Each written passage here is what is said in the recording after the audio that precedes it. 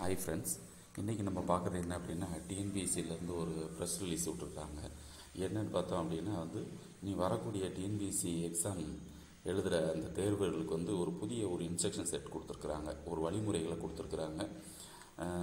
அது என்னங்கிறத நம்ம பார்ப்போம். ஃபஸ்ட்டு பார்த்தீங்கன்னா இதுக்கு முன்னாடிலாம் டிஎன்பிஎஸ்சி எக்ஸாம் அப்படின்னா 10 மணிக்கு அப்படின்னா கரெக்டாக 10 மணிக்கு போனாலும் அந்த ஹால்குள்ளே உள்ள என்ட்ரு ஆகுவாங்க.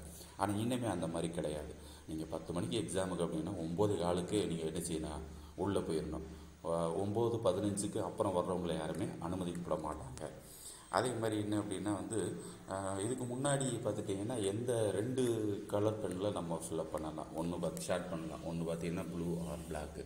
பட் இப்போ இன்னுமே பிளாக்கில் மட்டும்தான் ஷேடிங் பண்ணணும். அதே மாதிரி இதுக்கு முன்னாடியெல்லாம் பார்த்தீங்கன்னா 4 ஆன்சர் தான் இருக்கும். அதில் ஏதாவது ஒன்று ஃபில்அப் பண்ணுவீங்க. அப்படி ஃபில்அப் பண்ணலாம் அப்படின்னா மேலே ஒரு காலம் இருக்கும், எத்தனை இதை நீங்கள் ஃபில்அப் பண்ணாமல் வச்சுருக்கீங்க அப்படிங்கிறது என்ட்ரு பண்ண சொல்லுவாங்க. பட் இப்போ அப்படி இல்லை.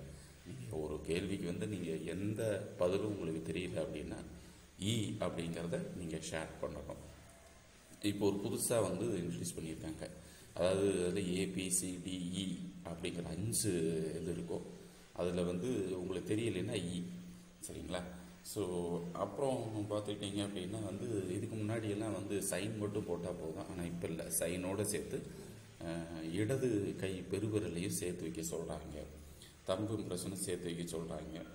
ஸோ இதான் அதனுடைய புதிய முறைகள். அதே மாதிரி உங்களுக்கு 10 to 1 அப்படின்னா 3 மணி நேரம் எக்ஸாம் அப்படின்னா அந்த 1 மணிக்கு அப்புறமா ஒரு 15 நிமிஷம் எக்ஸ்ட்ரா வேறு உங்களுக்கு கொடுக்குறாங்க. காரணம் என்ன அப்படின்னா ஏதாவது நம்ம விடுபட்டுருக்கோமா செக் பண்ணுறதுக்காக ஒரு 15 மினிட்ஸ் கூடுதலாக வழங்குறாங்க.